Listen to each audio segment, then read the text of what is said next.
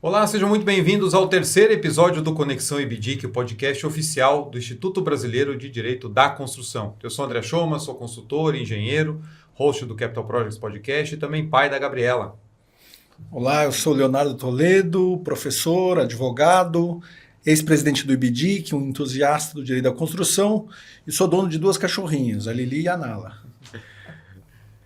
Bom dia, meu Vitor Madeira falando.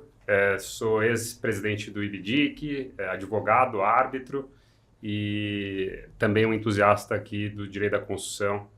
E hoje, na presença aqui do nosso guru, o Fernando Marcondes, sócio do MAMG, né, um dos pioneiros aqui do direito da construção no Brasil, com mais de 30 anos de atuação aqui no direito da construção, infraestrutura. Também árbitro, um dos primeiros árbitros de direito da construção aqui no Brasil, desde 2002, trabalhando em arbitragens complexas aí de construção. Bem-vindo, Fernando, um prazer estar aqui com você. Obrigado, Vitor. Obrigado, Léo. Obrigado, André, por me receberem aqui. Bom, na verdade eu sou, nas horas vagas, que eu sou advogado de construção, o que eu sou mesmo de verdade é pai do Fábio, do Guilherme e do Felipe e avô da Catarina, do Vicente, da Luna e do Theo. Então, essa é a minha principal atividade e quando eu não estou fazendo isso, eu advogo.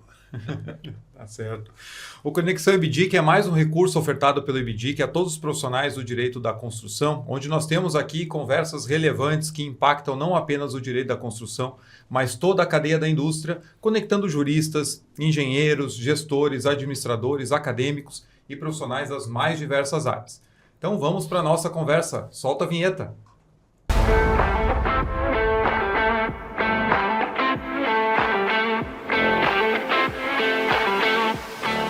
Primeiro, de novo, é um prazer aqui contar com a sua presença. Você sabe aqui que tem aqui não só colegas, mas admiradores, né?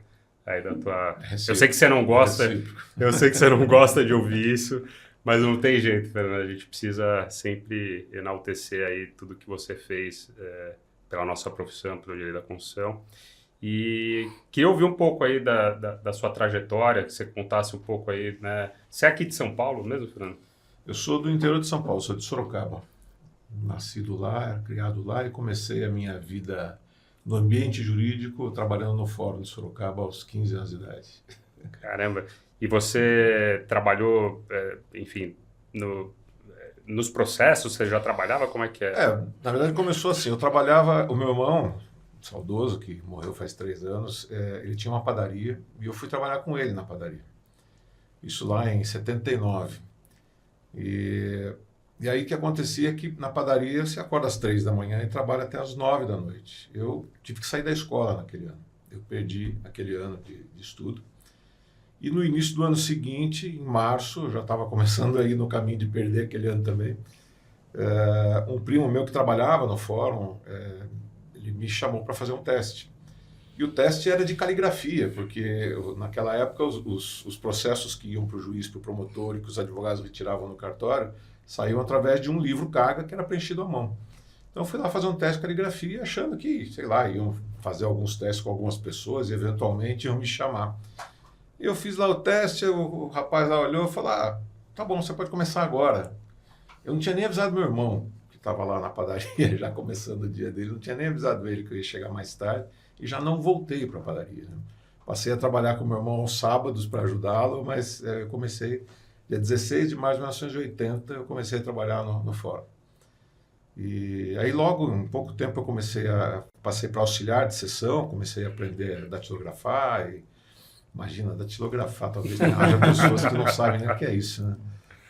E aí depois, quando completei 18 anos, me tornei escrevente, depois chefe de sessão, fui escrevendo de audiências e vi muita coisa nas audiências, eram situações muito engraçadas, muito curiosas, outras muito tensas. Foi muito divertido, foram quase 9 anos trabalhando no judiciário, até que eu terminei a faculdade. As pessoas falam muito em vocação, eu não senti nenhum chamado para advocacia. É um chamado para sobrevivência, né? Eu estava lá, quando chegou a hora de escolher o que fazer, eu já tinha alguns anos trabalhando no judiciário e aquele me pareceu o caminho mais fácil. Vou por aqui. Eu pensava em fazer jornalismo. Até no meio da faculdade eu tive uma crise existencial, pensei em largar tudo para fazer jornalismo, achando que através do jornalismo eu podia fazer diferença no mundo e tal. E aí quem salvou isso foi minha mãe, eu conversando com ela sobre isso, ela falou: filho, você pode fazer a diferença em qualquer coisa que você escolha, e aqui você já está na metade do caminho. Eu estava no meio da faculdade. Termina a faculdade, depois você vê se você quer fazer alguma outra coisa e tal. E eu segui o conselho, tirei umas férias de fim de ano, descansei, fiquei com a cabeça mais leve e voltei e fui adiante, terminei a faculdade e comecei. Então, assim, foi porque eu já estava naquele caminho, né? Porque eu fui fazer um teste de caligrafia, eu acabei indo fazer o direito, porque eu já estava ali há alguns anos e aqui estou eu agora, 41 anos depois, 46 anos depois, falando com vocês a respeito disso. Mas aí, Fernando, quando você se formou ali, continuou no fórum mais um tempo, como é que foi essa transição para a advocacia privada? Quando eu me formei, eu pensava em ser juiz. Eu estava muito interessado nisso, né? Naquela altura eu tinha já estava levando aquilo a sério, de verdade, né? Então, quando eu terminei a faculdade, eu pensava em ser juiz e comecei a estudar para concurso. E continuei trabalhando no fórum. Então, no ano de 88, que foi o ano logo depois que eu me formei, eu estava ainda no fórum e estudando para a magistratura. Cheguei a prestar um concurso, não passei na primeira fase. E aí fui um advogado antigo lá do fórum de Sorocaba, falou: você não quer começar a advogar? Eu estou querendo parar a minha atividade, eu queria passar os meus processos e tal. E eu me interessei. Eu ganhava muito pouco no fórum. O funcionalismo naquela época era muito mal remunerado. E eu já estava casado. Eu casei no último ano da faculdade. E a minha esposa foi na minha formatura com o filho dela, que é o meu filho mais velho, né, que eu adotei, o Fábio, que hoje está com 42 anos.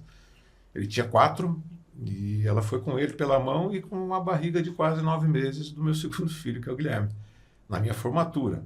E eu ganhava muito mal. A vida não foi nada fácil naquele começo. E daí, quando ele me ofereceu isso, eu falei: bom, miséria por miséria, vamos lá, vamos ver o que vai acontecer. Conversei com a minha mulher e aí resolvi começar a advocacia. Só que aquele advogado já faleceu, ele tinha apego aos casos dele. Ele não queria largar aquilo, apesar de ele ter conscientemente a ideia de parar a advocacia. Na verdade, os casos dele eram dele, ele não me transmitia aqueles casos. E ele tinha um escritório que era na mesma casa onde funcionava a clínica dentária do filho dele.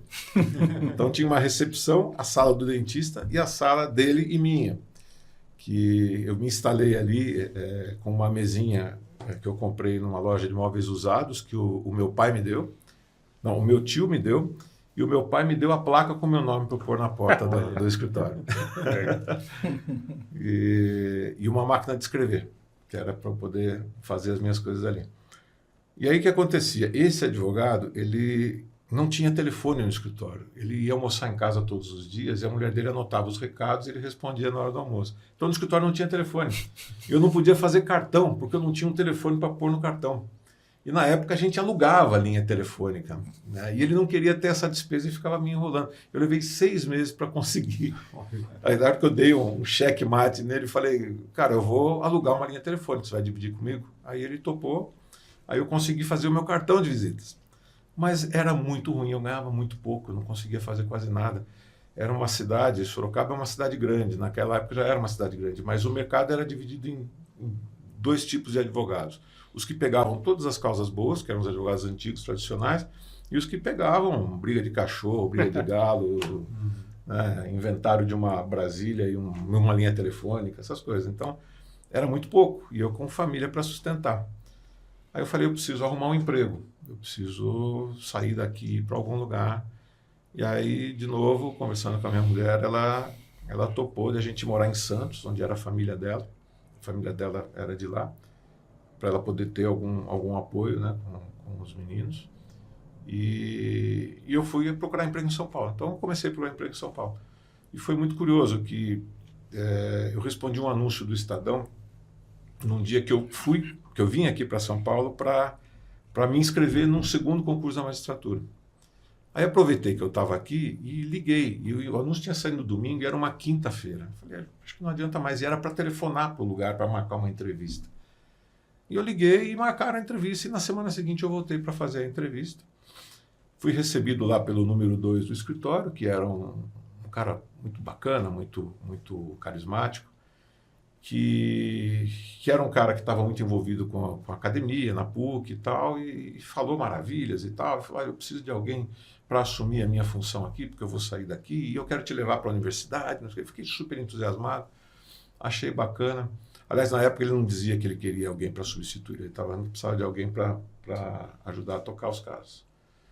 Eu saí dali achando, ganhei, esse emprego é meu.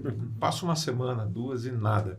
Aí eu liguei pro cara, eu estava desesperado, né? Eu estava realmente numa situação muito difícil. Nessa época você estava em Santos? Eu estava, ainda não tinha mudado, eu precisava arrumar um emprego ainda para poder daí mudar para Santos. Aí eu liguei pro escritório, falei com ele, ele falou, rapaz, você sabe que eu não te chamei porque como você tem já alguma qualificação, o fato de eu trabalhar no fórum fazia uma diferença enorme. As pessoas entendiam aquilo como algo muito extraordinário. E, de fato, ter a experiência prática era uma coisa que me colocava à frente das pessoas da minha idade. Né? E aí ele falou, mas como você já tem alguma bagagem, eu achei que isso o emprego não ia te interessar. Mas eu estou indo embora. E eu estou agora buscando alguém para ficar no meu lugar, para coordenar a equipe. Eu falei, meu Deus do céu, como assim, né? O que é um cara do interior vindo para a capital na década de 80? São Paulo era uma coisa mística para a gente, assim, né? E para assumir uma equipe num escritório de advocacia, eu estava advogando fazia 1 ano. E era por causa da minha experiência do fórum. Mas eu estava morrendo de medo. Em outras circunstâncias, eu diria, valeu, obrigado, eu vou continuar procurando outra coisa que eu possa ficar num cantinho. Mas eu precisava, eu topei. E aí, em novembro de 89, eu mudei para Santos e comecei a trabalhar nesse escritório. Fiquei 2 anos nesse escritório.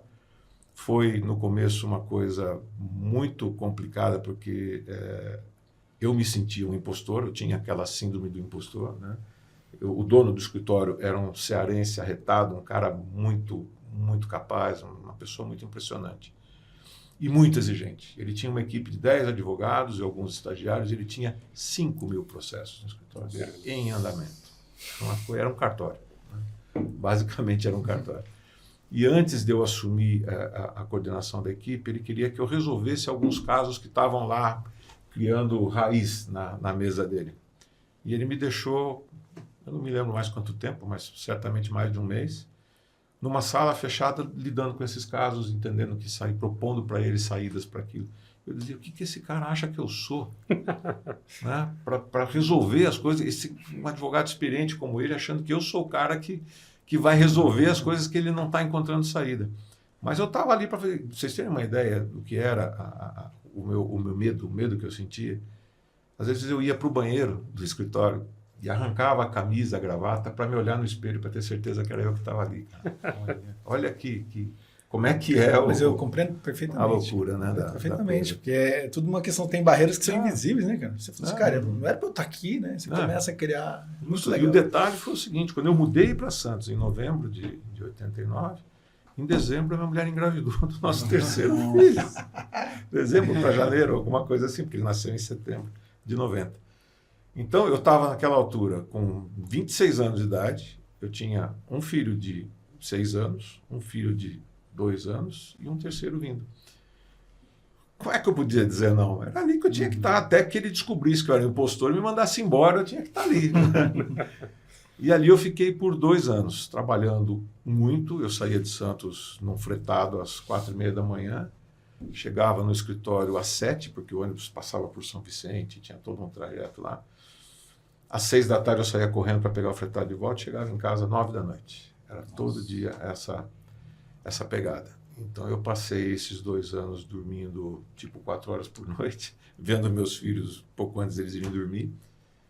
E até que eu fui para um segundo escritório que mais uma vez se sentiu atraído pelo meu currículo do fórum. De fora, olha, Pelo fato de eu estar 2 anos, de eu ter trabalhado 9 anos no fórum. Então foram 2 anos nesse escritório, e aí fui para esse outro escritório, que chamava Almeida e Associados, que era a segunda etapa do escritório, que se chamava Nardi e Almeida. Era um advogado, Luiz Adolfo Nardi, que havia se aposentado. Ele era o cara que cuidava de processos, e tinha o Dr. Renato da de Almeida, que era o advogado da parte societária.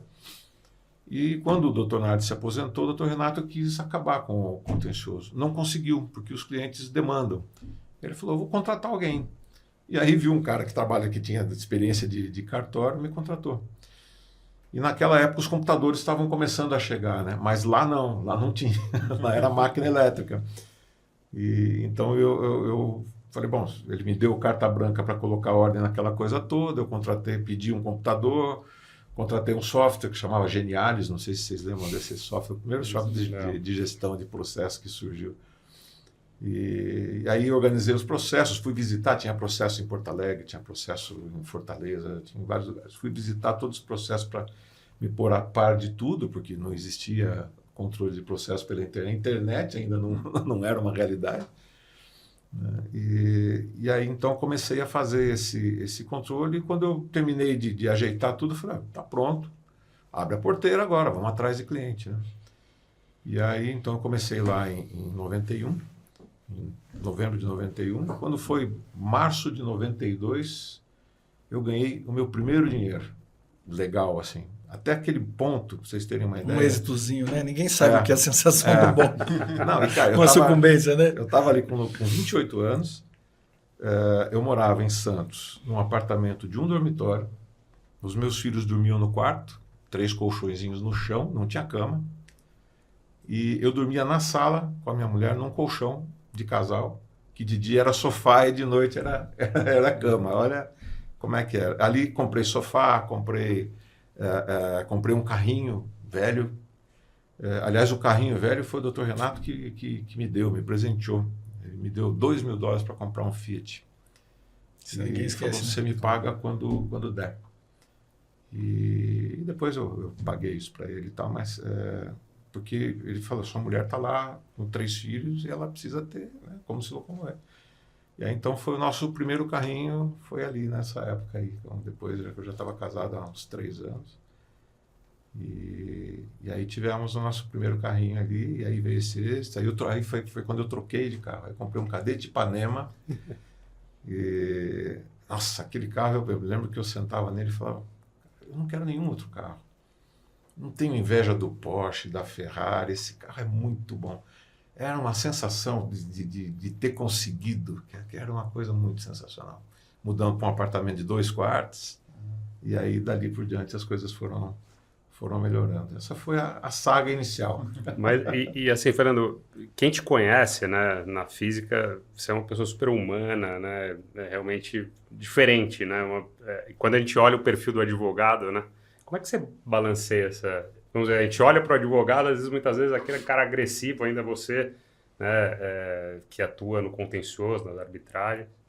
Como é que você consegue balancear, ou seja, vestir essa fantasia, né, de advogado, que eu acho que é um desafio, se olhar na física a pessoa e depois profissionalmente, e, né, parece figuras antagônicas. Olha, eu não sei, eu acho que cada pessoa tem uma natureza, né? Eu nunca acreditei na agressividade. Mesmo como advogado, nunca foi essa a minha característica, sabe? De agredir a qualquer custo, de vestir um personagem e virar um cara que ataca, que depreda. A gente vê, muitas vezes, a gente conhece muita gente assim, né? Que na física é super tranquilo e na jurídica o cara... ele atropela porque ganhar a causa e ponto, né? Eu nunca acreditei nessa forma de trabalhar. Para mim sempre foi uma coisa de entender o negócio, fazer o melhor possível por aquele negócio, defender o direito do meu cliente naquilo que eu acredito, né? Então, assim, eu nunca gostei de teses inverossímeis, eu nunca defendi uma tese absurda. Eu coloco para os meus clientes que é igual a lista da IBA lá de conflitos, né? São 3 cores, vermelho, laranja e verde. Né? O argumento que eu classifico como luz verde é aquele que eu falo, isso aqui você tem boas chances. Eu acredito nesse argumento aqui, eu acho que a gente tem condição de defender e boas chances de sucesso. O amarelo é aquele que há dúvida, mas é defensável. Eu tenho certeza que vai ter uma boa tese contra a gente aqui. O vermelho, se você quiser que defenda, você procura outro advogado, que esse eu não faço. Porque é aquele que dá vergonha também, é vermelho de ficar ruborizado. Né? Então, esse é o ponto que eu não ultrapasso. Né? E, lógico, eu já fui advogado empregado. Nesse escritório que eu fiquei 12 anos com o Dr. Renato, depois eu me tornei sócio. E saí de lá já como sócio para fundar a minha boutique de construção. Lá que eu comecei, no escritório dele, eu comecei a trabalhar com construção em 91. E quando eu saí em 2002 para montar minha boutique de construção, achando que todo mundo me conhecia e ninguém sabia quem eu era. Eu era o cara que ajudava o Dr. Renato. Quando? 2002, Fernando? Em 2002 foi que eu fundei o meu escritório, F. Marcondes Advocacia. Mas conta pra gente um pouquinho mais no detalhe, como é que você intuiu que você tinha um nicho de construção que precisava ser atacado de uma maneira estratégica assim? A verdade foi, eu me identifiquei muito com a área. Né? Quando eu cheguei em 91 lá no Dr. Renato, então você ficou 11 anos lá, né? Fiquei 11, quase 12. Quando eu cheguei lá, ele tinha um cliente de construção que era a Hochtief do Brasil, uma empresa alemã que quando veio para o Brasil, ele foi o cara que fez a constituição da empresa no Brasil. Na verdade, a Hochtief veio para o Brasil primeiro para fazer o estudo de viabilidade do metrô de São Paulo, no final da década de 60. E foi quando o Dr. Renato conheceu os diretores que estavam aqui cuidando disso. Quando eles decidiram se instalar no Brasil, no início dos anos 70, o Dr. Renato foi o advogado que fez toda a constituição da empresa. Tal. Ele tinha na sala dele a primeira nota fiscal emitida pela Hochtief, num quadro lá, o original, a via da Hochtief. Era a nota 001 da construtora. Que ideia boa, né? Né? Que interessante isso. É ótimo. E esse cliente, ele estava subdimensionado ali dentro. Ele tinha as questões societárias sendo lidadas pelo Dr. Renato, mas eu comecei a conhecer as pessoas que trabalhavam na empresa e achei o negócio muito bacana. Achei que construção era uma coisa vibrante. Eu me identifiquei. De alguma maneira, eu me identifiquei com aquele setor. Independentemente das questões jurídicas, eu me interessei pelo negócio. E me aproximei muito desse cliente e comecei a interagir com as pessoas da empresa. Em algum momento me chamaram para atender uma questão de obra. E eu fui e falei, nossa, isso aqui é maravilhoso. Eu adorei esse negócio aqui. É aqui que eu quero estar. Então eu me identifiquei muito com aquilo. Durante esses 12 anos, quase 12 anos que eu fiquei com o Dr. Renato, eu atuei muito para a Hochtief. Virei o advogado da Hochtief no escritório. Comecei a ir para a obra e acompanhar as obras. E até a primeira obra que eu acompanhei do começo ao fim, porque antes eu ia isoladamente, conforme eles tinham alguma dificuldade, algum problema, eu ia lá ajudar num pleito e tal, e fui me inteirando de como funcionava. Aí, em 97, a Hochtief foi contratada para construir 2/3 da fábrica da Audi em São José dos Pinhais, no Paraná. Então ela estava contratada pela Volkswagen para fazer o prédio de armação e subcontratada pela empresa que fazia os equipamentos de pintura para fazer o prédio de pintura. Esse era um EPC da Dur, da Alemanha, que subcontratou a parte civil com a Hochtief. E a relação entre a Hochtief e a Dur era muito complicada, então eu comecei a ir para a obra toda semana. Eu ia toda semana para a obra, ficava 2 dias na obra, de 97 a 99. Ali foi um imenso aprendizado para mim, porque ali eu entendi uma obra do começo ao fim. Né? Até então eu fazia incursões nas obras, já entendia toda a parte conceitual e tudo, mas ali ver uma obra sair da lama, me lembro de lama de 1 metro de lama, um trator passando em cima, até uma fábrica funcionando, automatizada, com robôs, etc. Foi um negócio muito, muito bacana, uma experiência muito especial. E sempre na minha carreira, até hoje, eu sou um frequentador de obras, eu gosto de estar na obra. Hoje eu faço alguns dispute boards, então as visitas periódicas das obras são para mim, uma diversão. É um momento de lazer para mim, estar lá, ver a obra, ver as máquinas, entender como é que o processo todo está funcionando. É algo... Então, eu fui me identificando com isso, né? E quando eu deixei o Dr. Renato, obviamente que para poder iniciar um escritório sozinho, eu com pouquíssimas pessoas, eu não podia fazer só construção. Então, eu vendia construção. Mas o que aparecesse eu fazia. Fazia trabalhista, fazia separação judicial, o que viesse. Mas a construção era o peixe que eu vendia. E cada vez mais frequentando os eventos de construção, participando das coisas. Outros clientes foram aparecendo, outras construtoras foram, né, conhecendo o meu trabalho e eu fui desenvolvendo. E até que chegou o convite da Eliel Batista para ir para lá em 2011. E ali foi muito bacana, porque naquela altura eu já tinha algum nome na construção. E Eliel Batista era um escritório muito reconhecido em arbitragem. E o nosso primeiro contato foi trabalhando para a Rotif. Eu disse, olha, eles precisavam fazer uma arbitragem que era algo que tinha muito peso e precisava de equipe. Eu falei para eles, eu não tenho condição de fazer isso sozinho, eu preciso que vocês contratem alguém para fazer junto. E eu recomendo o Eliel Batista. Conheci a Adriana Bragueta, o Maurício. E aí a Rotif contratou a Eliel Batista para fazer esse trabalho junto comigo. Isso foi em 2009. Em 2010, eu fui nomeado árbitro num caso e convidei o Luiz Olavo para ser o presidente. E aí nós convivemos ao longo de um ano nessa arbitragem, por incrível que pareça, uma arbitragem de construção que chegou ao fim, com perícia e tudo, e em um ano nós terminamos a arbitragem. Bons tempos. Bons tempos. E aí, ao final desse período, 2 anos de convivência, 1 ano de convivência com o Luiz Olavo, aí eles me chamaram para entrar para a sociedade. E aí, então, eu extingui a minha boutique e me tornei sócio da Eliel Batista. Isso foi em 2011. E foi muito bacana, porque na época se fez uma promoção a respeito da minha chegada e aquilo colou de uma maneira muito especial, porque era um advogado que já tinha uma certa fama na área de construção, com um escritório que era um super reconhecido na área de arbitragem. E aquilo grudou e assim, imediatamente eu passei a ter uma visibilidade muito grande, que aí a minha carreira deu um salto. Era uma plataforma, o LO foi uma plataforma, ainda, né? Sem dúvida. E eu fui muito feliz nos 10 anos que eu fiquei ali, sem dúvida nenhuma.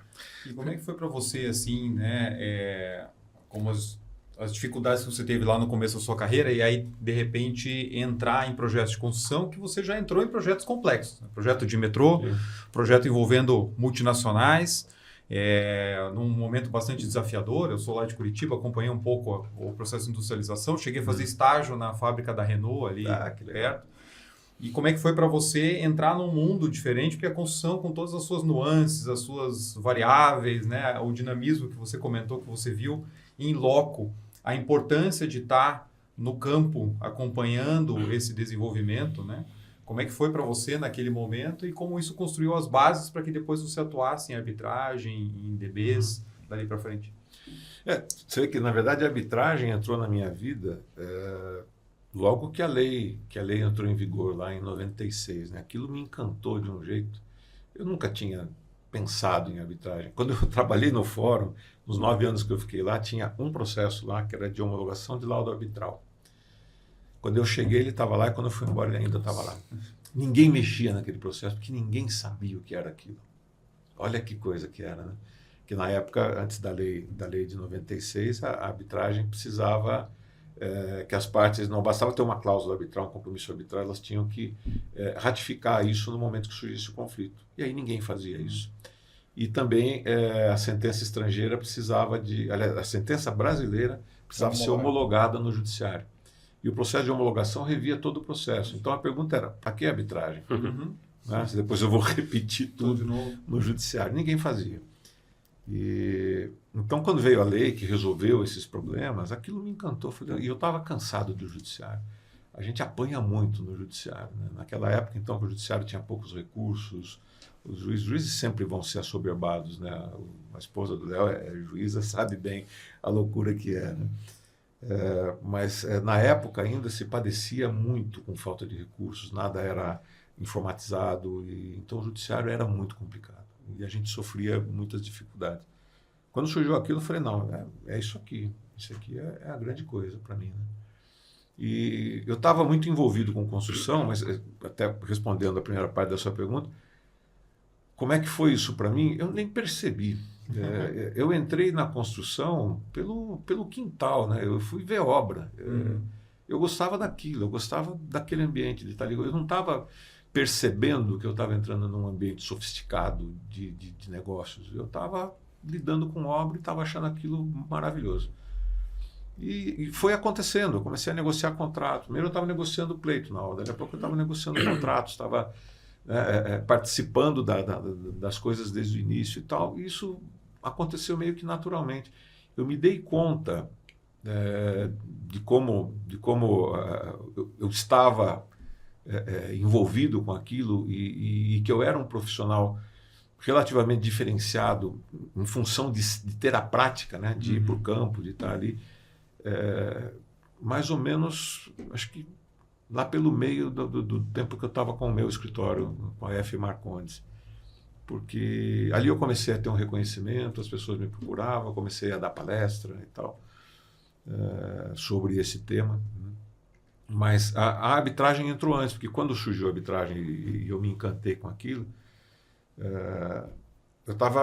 eu fui fazer um curso, tinha uma entidade que já existia há algum tempo, mas ela acabou nunca se destacando muito, ela não existe mais. Chamava INAMA, Instituto Nacional de Mediação e Arbitragem. E eles estavam oferecendo um curso, um treinamento de arbitragem que durava 90 dias. Eu fui fazer esse curso. E aí eu estava fazendo aquele curso, aí o cara que era o gestor do escritório lá da Almeida Associados, chegou um dia para mim e falou: Fernando, eu recebi um convite aqui para participar de uma reunião de uma entidade que está surgindo aí. Eu fui na reunião e o assunto lá é arbitragem. Eu acho que, como você está fazendo um curso, pode ser que te interesse. A próxima reunião vai ser dia tal. Me passou lá os dados. Era o CEBAR, Comitê Brasileiro de Arbitragem. Então, eu não fui na primeira reunião do CEBAR, porque quem foi esse cara, que não sabia nem o que era, e falou: não me interessa, mas talvez interesse para o Fernando. Então, a partir da segunda reunião do CEBAR, eu estava lá. E aí foi que eu conheci todo o pessoal que hoje é super amigo, né, do pessoal que estava trazendo, fazendo o primeiro movimento acadêmico para a arbitragem acontecer no Brasil. E me senti absolutamente seduzido. Aquilo para mim falei, nossa, isso aqui em construção tem tudo a ver, tudo a ver. E aí tinha um caso de um cliente meu que obviamente não tinha cláusula arbitral no contrato, mas era uma situação típica, né, para aquilo que a gente diz, a arbitragem servia para evitar que as partes chegassem num nível de estresse que impedisse que elas continuassem trabalhando juntas e tal. E eu falei, gente, por que a gente não propõe isso para o cliente? Fazer uma arbitragem aqui para resolver esse problema. E eles entraram na minha e falaram, vamos fazer. E aí o próximo passo era convencer o cliente deles. Conversei com eles, eles falaram, tá bom, vamos fazer. Interessa a gente tentar resolver isso de uma maneira técnica, sem precisar de uma briga jurídica. Né? Aí, mas aí é o seguinte, era um problema de fundação. Nós queremos como árbitro a maior autoridade de fundação do Brasil, era lá um engenheiro muito conhecido. Aí convidaram ele para atuar como árbitro, que ele também não tinha a menor ideia do que era, ninguém tinha a menor ideia do que era. Né? Ele falou, eu topo, mas só se junto comigo vier o fulano, que é um cara com quem eu trabalho junto e tal, para ser árbitro junto também. E aí, eles já me contando isso, né? Eles falaram, a gente aceitou. Então, são 2 árbitros. Eu falei, gente, ou é 1 ou são 3. Não pode ser 2. Não, mas vai dar tudo certo, vamos fazer. Não tinha câmara, não tinha nada.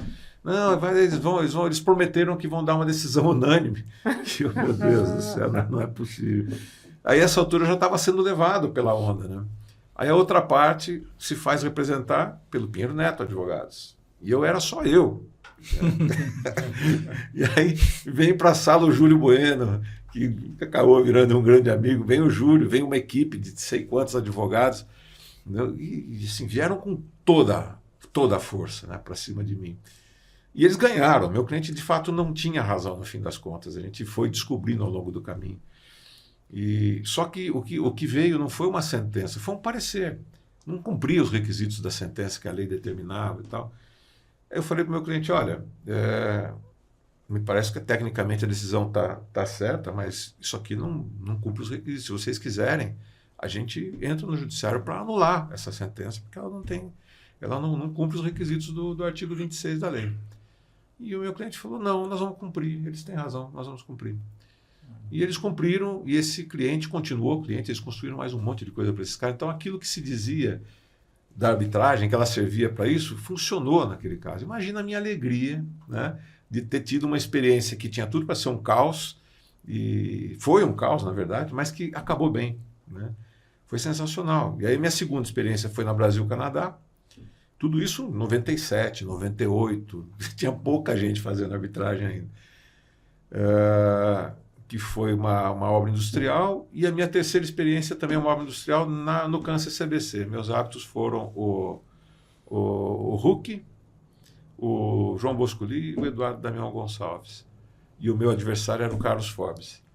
Eu não conhecia ninguém, estava conhecendo o pessoal no Sebar naquela época lá, estava todo mundo se conhecendo naquela época. E foi o meu terceiro caso. Isso tudo aconteceu antes da aprovação da lei na época era o Supremo que decidia a questão, né? Aprovação da constitucionalidade da lei. Eu tive esses 3 casos, então, até 2001. E a partir de 2002 eu passei a ser nomeado como árbitro nos casos de construção, porque eu já tinha algum nome acontecendo. E isso elevou mais a minha exposição. E quando eu fui para a LO, então eu já tinha, como eu falei, alguma fama na área, já atuando como árbitro em vários casos. E meu primeiro dispute board foi em 2009 e aí as coisas foram. Fernando, deixa eu te fazer uma pergunta que toca muito aqui, né? Principalmente a mim, o Vitor e a própria Conexão IBDIC, que tem a ver com o IBDIC, né? Vamos construir um pouco essa fotografia, porque é interessante, né? Ali você estava percebendo um movimento de arbitragem, você tinha o seu background, sua interesse, experiência em construção. E é até interessante falar sobre o meu ponto de vista, porque eu percebia naquele momento assim, um movimento vindo de disputa, olhando para a construção, e tinha um movimento que eu estava muito mais envolvido no desenvolvimento de projeto do que em disputa. Até o pessoal da disputa me puxou um pouco para a disputa, e eu vejo que muito do pessoal da disputa foi puxado para o desenvolvimento de projeto, que são linguagens muito diferentes. Mas ali começava a surgir um movimento do pessoal de desenvolvimento de projeto também para pensar algumas coisas, porque urgia fazer reflexões sobre o direito da construção, sobre o que é esse ferramental que a gente precisa juridicamente endereçar. E aí você fez um movimento que eu queria que você contasse no detalhe, obviamente nós aqui conhecemos, mas nem todos que estão ouvindo conhecem, da criação do IBDIC. Como é que você falou, puxa, vamos juntar uma turma aqui? E junto com isso, eu queria te ouvir de assim, o que você sente que aconteceu com o direito da construção? Qual foi o papel do IBDIC nessa história? Eu acho que está na hora da gente traçar um pouco essa trajetória para as pessoas conhecerem. Legal. Não, é muito interessante isso, né? Eu senti, para minha felicidade, né, arbitragem e construção colaram, né? O setor da construção aderiu à arbitragem maciçamente. Eu queria muito fazer arbitragem e eu fazia direito da construção. Então, aquilo para mim foi assim, definiu o caminho que eu tinha que seguir. Em 2011, quando eu entrei na Eliel Batista, eu já frequentava o Sebar fazia muito tempo, e na época quem era presidente do Sebar era minha sócia, Adriana Bragueta. E numa conversa de botequim mesmo, acho que a gente estava num bar quando a gente estava de fato, tomando uma cerveja. E eu estava dizendo para ela de uma percepção que eu tinha a respeito da comunidade da construção, que era assim, eu pessoalmente, eu tinha conseguido me dar muito bem com os engenheiros. Eu entrei muito na vibe dos engenheiros, eu fui para a obra ser coadjuvante, eu não tentei dizer para eles o que eles tinham que fazer. E isso acabou gerando uma aceitação muito, muito boa. Eu tinha uma boa amizade com os engenheiros com quem eu convivia, mas eu percebia que existia uma dificuldade entre o corpo de engenharia das empresas e o departamento jurídico interno das empresas. Eles não gostavam do jurídico. O jurídico atrapalhava os caras, era essa visão que eles tinham. E os engenheiros achavam, e os advogados achavam que eles davam burro em ponta de faca porque os engenheiros não ouviam o que eles falavam, que eles faziam umas loucuras, que eles começavam obras sem contrato, aquelas coisas que a gente E não ouviam mesmo. Não ouviam mesmo. Acontece que o advogado tinha que se acostumar com a ideia de que ele não vai ser ouvido mesmo, só quando a coisa fica muito ruim. Então, assim, eu achava lamentável que eram duas profissões, duas disciplinas que tinham que trabalhar juntas e que não conseguiam se entender. E eu achava que aquilo precisava acontecer. Né? Eu estava comentando isso com a Adriana. E uma outra coisa também que me chamava a atenção era que a gente não tinha doutrina de direito da construção no Brasil.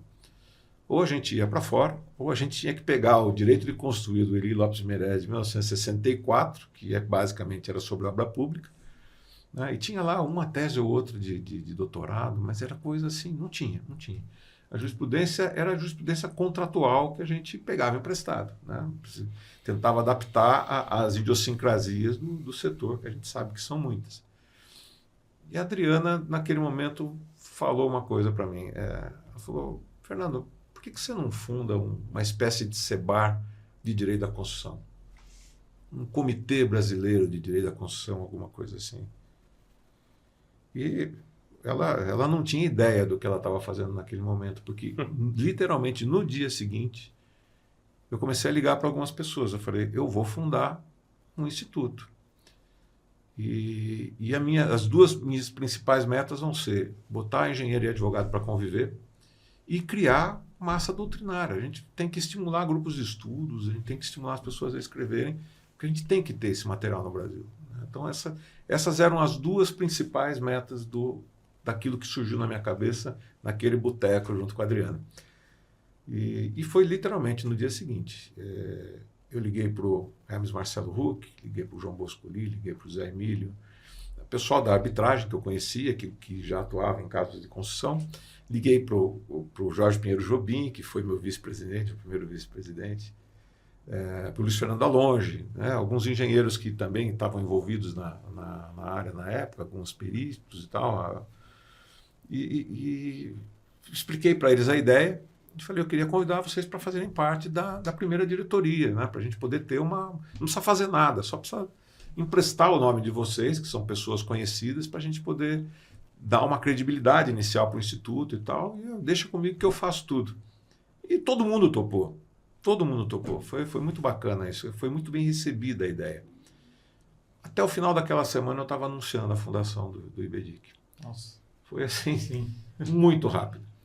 E em seguida, como a gente tinha uma boa relação com o pessoal da Câmara da Fiesp, eu fui conversar com eles e falei, gente, eu quero fazer um congresso. Na época estava acontecendo aquela lei, era o governo Dilma, e aquela lei do regime especial de contratação. A RDC. Uhum. Era Dilma ou já era Temer? Não me lembro. Não, Acho não, que é Dilma. RDC, Dilma. Era Dilma. Era para Olimpíadas e para Copa. É isso. E falei, tem um assunto pegando fogo e seria ideal a gente tentar fazer primeiro para poder dar uma visibilidade imediata para o Instituto. E o pessoal da Fiesp comprou a brincadeira e assim, relâmpago, em coisa de 2 meses a gente botou o congresso em pé e foi um sucesso. A gente teve, para um primeiro congresso no Instituto que tinha acabado de ser fundado, a gente teve mais de 100 pessoas no primeiro congresso e eu consegui trazer pessoas muito interessantes para falar ali. E desde aquele momento, algo que até hoje vocês fizeram também na gestão de vocês, e o Marcelo agora também fazendo na dele, o critério para formar os painéis é um critério técnico, não tem política, ninguém vem porque é patrocinador, é porque tem o que dizer, né? E escolher temas atuais, em vez de ficar naquelas coisas frias acadêmicas que todo mundo já sabe, e o congresso ser só uma oportunidade de networking. Networking, lógico, faz parte disso, mas a ideia as pessoas têm que sair daqui pensando, né? As coisas têm que começar a acontecer, porque esse setor tem que ter uma identidade.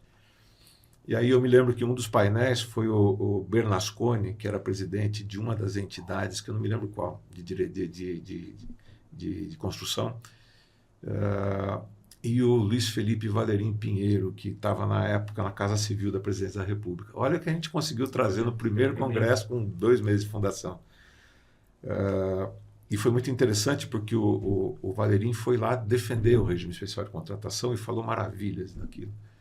E em seguida o Bernasconi, no mesmo painel, espinafrou. E eu vendo aquilo e eu pensando, é isso que eu quero que aconteça. Eu quero as pessoas aqui trazendo opiniões divergentes, eu quero que eles briguem, eu quero que eles discutam,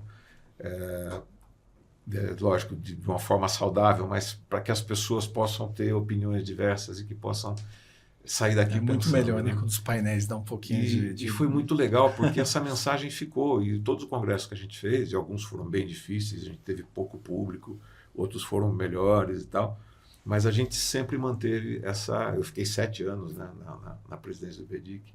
O Marcelo falava, você tem que dar um autogolpe, se eternizar na presidência. Mas então eu acho que eu consegui estabelecer esse padrão e vocês entenderam essa mensagem e levaram isso adiante, né? Também mantiveram essa ideia de manter um nível de excelência técnica, de trazer assuntos do momento para serem discutidos, junto, lógico, com assuntos acadêmicos, assuntos técnicos, mas sempre trazendo temas que têm a ver com a economia, com o que está acontecendo no setor. E isso aconteceu. E, paralelamente, nós tivemos... eu formei alguns grupos de estudo, esses grupos de estudo geraram os papers e a gente publicou um primeiro livro, que metade dele era de artigos autorais e a outra metade que eram os resultados desses grupos de estudos. Então, nosso primeiro livro de Lei da Constituição saiu trazendo essa parte dos grupos de estudos de IBDIC. Depois tivemos mais 2 ou 3, aí você começou a coleção IBDIC, né, com a Almedina. Sim. Né? E aí, então, as dissertações e teses começaram a serem publicadas ali. E hoje a gente tem, né? A gente tem muitas teses e dissertações, muita gente que já escreveu sobre direito de construção. A gente tem várias publicações. E acho que hoje a gente tem uma cara, né? O mercado da construção, do direito da construção, dispõe de material próprio, né? Além do material. A gente se aproximou mais também das comunidades estrangeiras, né? A gente tem mais intimidade hoje com o direito da construção internacional. O Léo mesmo tem uma ligação grande com o King's College, né? Que você teve lá e tudo. E traz pessoas, e essas pessoas vêm para os nossos congressos. Então acho que aqueles 2 objetivos iniciais aconteceram. Eu acho que superaram as expectativas, né, Fernando? Isso é muito lindo de ver. E eu vejo hoje, né, esse último congresso que foi feito, um sucesso absoluto, né? E 600 pessoas num congresso. Até o Léo falou para mim no momento, eu acho que é o maior congresso de direito da construção do Brasil, do mundo. E eu suspeito que pode ser que seja mesmo. Eu falei, precisamos descobrir se para a gente falar isso para todo mundo. Eu fui no UK lá da Society for Construction Law, lá era menor. Olha, menor. E UK é o berço do direito da construção no mundo, né? Pois é interessante, Fernando, você contar essa trajetória, porque acho que uma coisa que eu sempre falo o que eu percebi é que tinha um grupo muito ligado a essa construção e o pessoal de arbitragem. Começava a surgir um movimento de pessoas que faziam esse lado de desenvolvimento de contratos e projetos, nem tanto olhando para o viés da arbitragem, e esses grupos estavam, em algum momento, a coisa se juntou. Tanto que, se lembrar, aquele livro Direito e Infraestrutura que eu coordenei, ele saiu acho que em 2012, ou 13, alguma coisa assim. Não estava tanto no meu radar a turma da arbitragem de construção. Estava no meu radar, quando eu desenvolvi aquilo, a turma de projetos, que era um pessoal que advogava para as grandes construtoras de infraestrutura. E eu vi o pessoal do IBDIC muito talvez por essa perspectiva que você tinha da própria Rotif, que é uma empresa muito forte em edificações e tal, tinha algumas práticas diferentes. Eu falava, será que eu me encaixo? Eu ficava nessa dúvida, assim. E o que eu achei muito interessante, a minha primeira lembrança de você, assim, mais clara, foi que você foi no lançamento no dia e falou, cara, vamos fazer coisa junto aqui, no lançamento do livro Direito e Infraestrutura, que era uma coletânea, com essa minha mesma preocupação que você tinha. Quer dizer, caramba, o primeiro PC que eu vi, eu falei, ninguém tem ideia do que está negociando aqui. Claramente, quem sabe ler as pessoas, era só cara de conteúdo. Não mudou tanto, mas mudou um pouco, já por conta do trabalho de instituições como o IBDIC, né?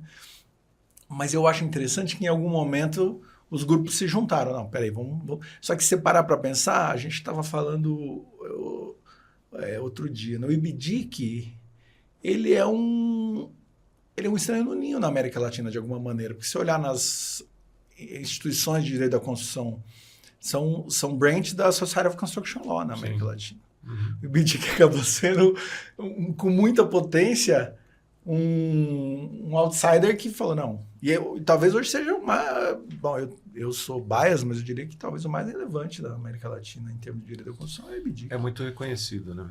E é muito bacana isso, porque até eu achei que eu achava que eu estava ficando tempo demais na presidência, porque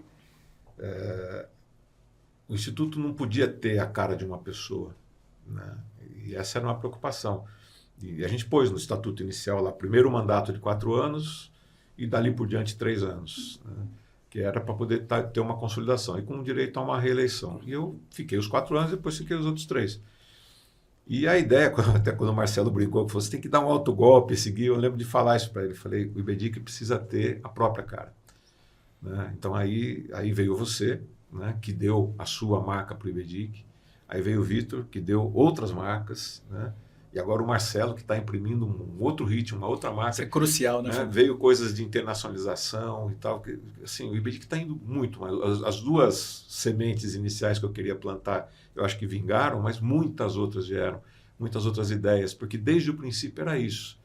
As pessoas venham e tragam ideias. E já que deu a ideia, vai lá e faça, né? O IBDIC te apoia. Era muito uma coisa de vamos todo mundo trabalhar, né? Eu nunca acreditei em centralizar a iniciativa, sentar em cima daquilo e ficar colhendo os louros, né? Os louros vêm naturalmente. Até hoje eu vou lá para o Congresso do IBDIC e eu fico recebendo parabéns pelas coisas que vocês estão fazendo. Eu também, Fernando. Eu já estou nessa fase. Eu já estou na fase de receber parabéns pelo que o Marcelão está fazendo, o Vitor fez isso. Eu fico assim, o Vitor falou que eu não gosto que fiquem falando e tal. Cara, todo mundo gosta de reconhecimento. Eu gosto do reconhecimento. Mas tudo tem que ter um limite, né? Então, as pessoas, agora mesmo no Congresso, aconteceu muitas vezes, e para todo mundo que vinha me dar parabéns, falaram, eu tenho muito orgulho do que está acontecendo aqui, mas já não tem nada a ver comigo. Quem está fazendo isso aqui são outras pessoas. Eu estou aqui assistindo e aplaudindo, e gosto de ser o cara que inventou, o que deu o pontapé inicial nisso aqui. Mas o que já aconteceu desde que eu saí da presidência já foi muito mais do que eu pude realizar com as restrições de orçamento que eu tinha, etc. E tal. Eu vi que hoje é uma entidade consolidada, né, que tem reserva financeira, está podendo fazer um monte de coisa bacana, dando bolsa, né? Poxa, é muito legal, é muito legal. E já não sou mais eu, e eu acho fantástico ver isso acontecer, porque é essa a ideia. O Instituto é o Instituto, ele é outra pessoa, né? E ele tem que ter a personalidade dele. E isso está acontecendo. Isso é muito legal. Não, mas com certeza, Fernando, você é uma inspiração, como eu já te falei, né, em relação ao direito da construção e o Instituto também. Obviamente que, assim, você sempre vai ser inspiração para todos os novos presidentes que vão vir. Então, acho que não vai ter como te esquecer, você vai se identificar ali. E falando em inspiração... Minha foto na entrada está garantida. Exato. Um busto, Fernando. Um busto. E falando em inspiração, né, você também foi um dos caras da vanguarda, né, dos dispute boards, né, aqui no Brasil. Então, não vai ter como fugir desse tema aqui também, Fernando. Me conta um pouco aí como que surgiu isso, né? Quando que você começou a se envolver? E como que você está vendo hoje, né, também o Dispute Board no Brasil? Olha, o Dispute Board surgiu na minha vida em 2002 e o culpado disso foi o Júlio Bueno. O Júlio Bueno já estava envolvido com a Dispute Resolution Board Foundation. Ele promoveu algum evento aqui que eu fui participar, fui assistir. E, de novo, né, aquele deslumbramento, mesmo que tinha acontecido com relação à arbitragem. Eu sou muito assim, né? Eu me lembro eu estou casado pela 3ª vez. A minha primeira mulher se irritava um pouco comigo, porque eu lia um livro e ficava tão entusiasmado. Ela falava, você parece que sua vida muda cada vez que você lê um livro. E você não mudou, né? E eu ficava meio constrangido e tal. E um dia eu ouvi uma frase que, se não me engano, era do Bertolt Brecht, dizendo, pobre daquele cuja vida nunca foi mudada por um livro. Aí eu me senti avalizado, né? Falei, agora eu posso mudar o que eu quiser aqui, né? E, de fato, alguns livros mudaram muito a minha vida de verdade. Mas o Dispute Board surgiu, assim, quando eu vi do que se tratava, aquilo, eu falei, nossa, isso para construção é maravilhoso. Isso aqui é uma coisa que todo mundo tem que saber que existe. E aí eu resolvi falar, eu estudei a respeito do assunto e tal, eu falei, eu preciso contar isso para as pessoas, para o público da construção. E aí eu organizei um evento, um café da manhã para 100 pessoas, convidei 100 pessoas. Foi uma. Foi lá um engenheiro, que é meu amigo até hoje, tem um cara desse, tem que ser amigo, né? E eu dei a palestra para ele, falei sobre o Dispute Board. Então a primeira vez que eu falei sobre o Dispute Board foi para uma pessoa. Mas eu insisti, falei, bom, ninguém sabe que existe isso, vamos lá, me filiei à DRBF, na época não acontecia nada aqui no Brasil, existia um representante no Brasil, mas não tinha atividades, ele estava mais voltado para o que acontecia fora, se relacionava com os praticantes da ferramenta fora do Brasil. Mas aquilo eu fui desenvolvendo aquilo, eu fui cada vez mais falando daquilo. Como eu já era convidado para falar sobre direito da construção, sobre arbitragem, eu sempre dava um jeito de colocar Dispute Board no meio da conversa e tal. E a primeira vez que eu fui num evento internacional da DRBF foi em 2009, que eu fui para Houston. E eu me lembro que foi, quando eu estava lá, o Brasil ganhou o direito de fazer as Olimpíadas. E aí lá, eu era o único brasileiro que estava lá e as pessoas vinham me cumprimentar, como se fosse alguma coisa, né? Parabéns e tal, não sei o quê, eu agradeci. Eu me lembro de um engenheiro canadense que chegou e falou, olha, a nossa Olimpíada, nós terminamos de pagar as nossas dívidas no ano passado. Aí eu pensei, Montreal foi em 76, nós estamos em 2009, então eles terminaram de pagar as dívidas em 2008. E eles são o Canadá. Nós somos o Brasil. Meu Deus, vai ser uma tragédia. Fiquei receoso com isso, né? E aí, na época, eu já estava mais envolvido com a DRBF, e quando surgiu a ideia de usar a Dispute Board nos Jogos Olímpicos, né? Na época o Augusto Figueiredo era a pessoa que estava à frente da Rio 2016, a empresa que a Prefeitura do Rio tinha criado. E ele, na época, descobriu que existia Dispute Board, se interessou, se aproximou e pediu à DRBF que desse um treinamento.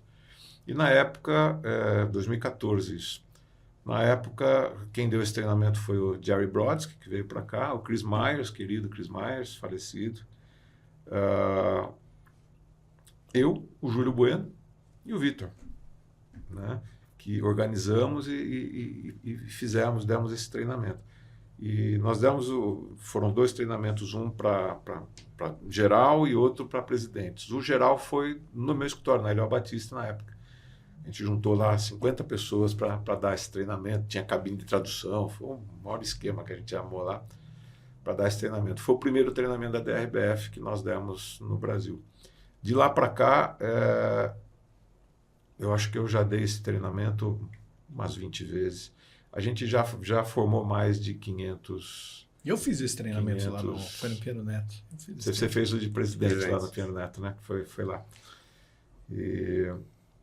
Então, pela DRBF, a gente já certificou mais de 500 profissionais, engenheiros e advogados,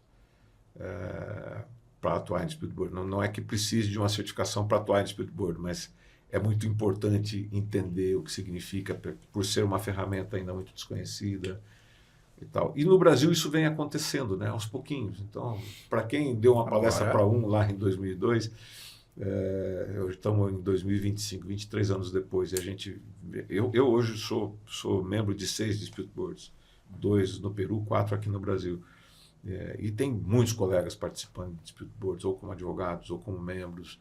Então, isso é uma realidade. A administração pública descobriu que é uma coisa bacana. Eu tinha muito receio que o Tribunal de Contas fosse um grande obstáculo para a gente. Hoje o Tribunal de Contas tem interesse e nos chama para falar a respeito.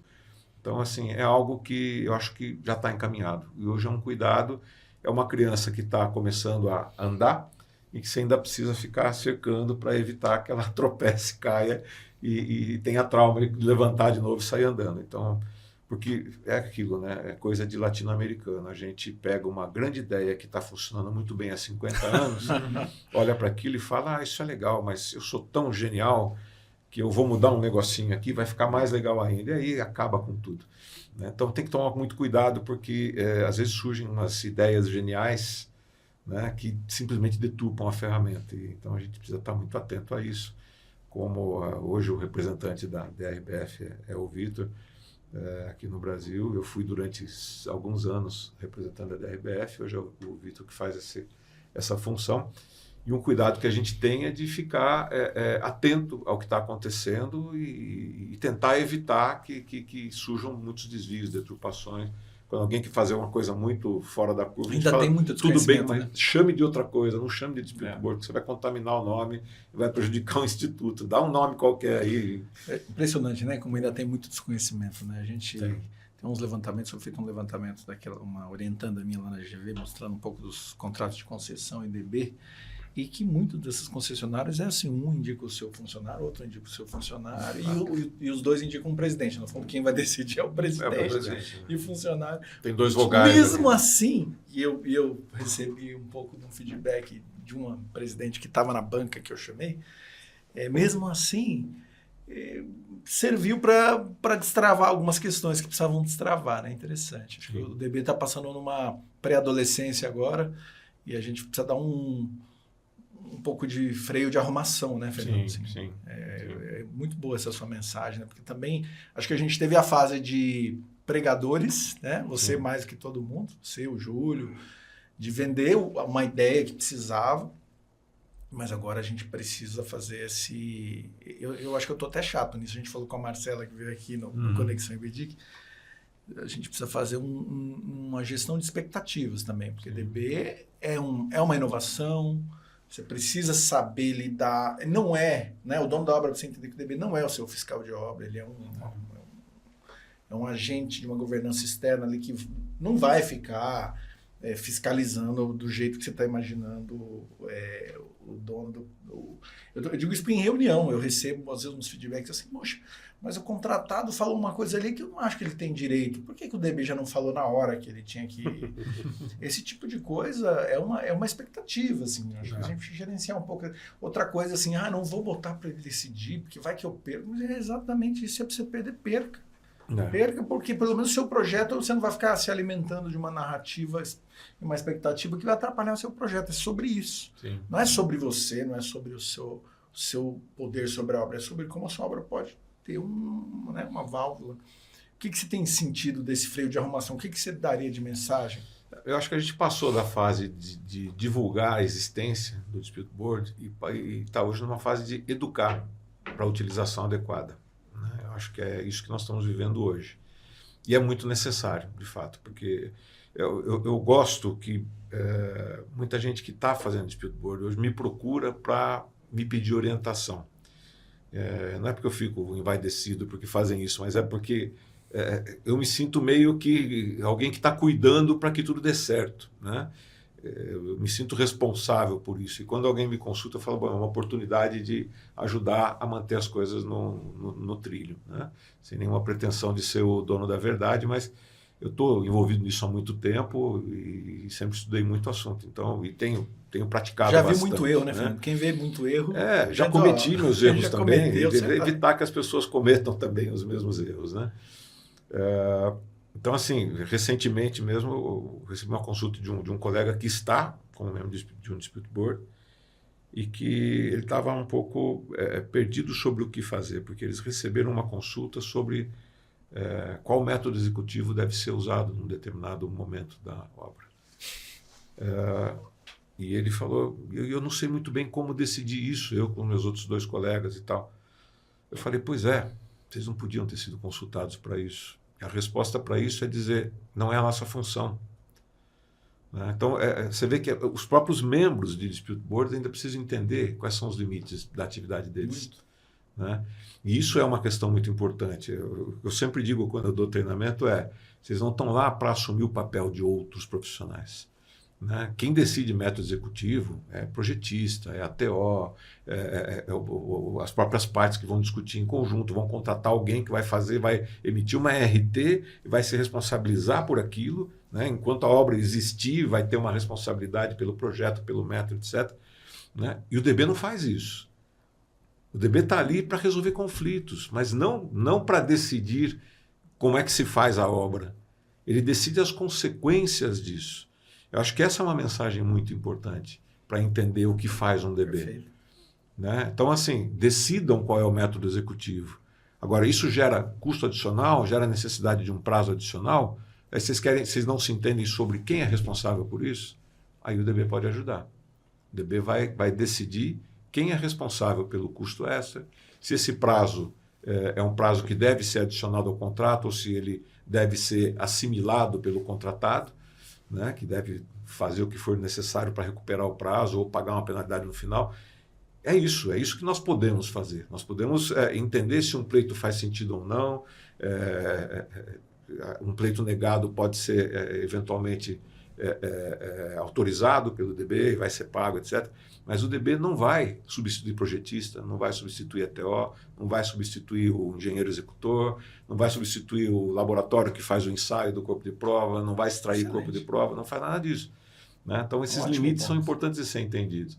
E há outras coisas que não devem ser limitadas. Né? A gente tem a resolução da NTT, que tem, na minha opinião, uma distorção muito grande. Ela limita a atividade do DB, dizendo que o DB não pode decidir sobre temas de equilíbrio econômico e financeiro em contratos de concessão. O que é a revisão de um contrato de concessão que não seja reequilíbrio econômico e financeiro? Ou seja, na prática, o que a resolução está dizendo é que o DB não pode decidir nada. Porque tudo vai virar equilíbrio econômico e financeiro numa revisão de uma concessão. Então, isso na época da audiência pública, eu fui lá em Brasília, falei sobre isso, etc. Os procuradores entenderam, mas eles tinham limitações internas, eu entendi as dificuldades que eles têm. E eles vão testar isso. Né? E a resolução diz que até 2030 vai ser testado e aí eles vão eventualmente fazer modificações. Também, né? Quer dizer, então, até 2030 eu vou ficar muito tenso, entendendo como é que isso vai acontecer, porque me parece que, na prática, o DB vai ser muito pouco eficiente, porque ele não vai poder decidir justamente as questões que surgem numa discussão de concessão. Então, o que resta para eles, eu ainda não consegui imaginar. Então, assim, são esses desvios que a gente tem que estar atento e tem que alertar. Né? Sempre com aquela coisa de pai, né? O pai orienta o filho, mas não é dono do destino dele, né? Em algum momento ele solta a mão e fala, tomara que dê certo, né? Eu acho que é isso. Eu estou com 61 anos também, eu não pretendo dedicar os próximos 20 anos da minha vida só a isso, né? Eu quero também fazer outras coisas. Para contratos colaborativos, né, Fernando? Então, Próxima ideia. Fundamental. Fundamental.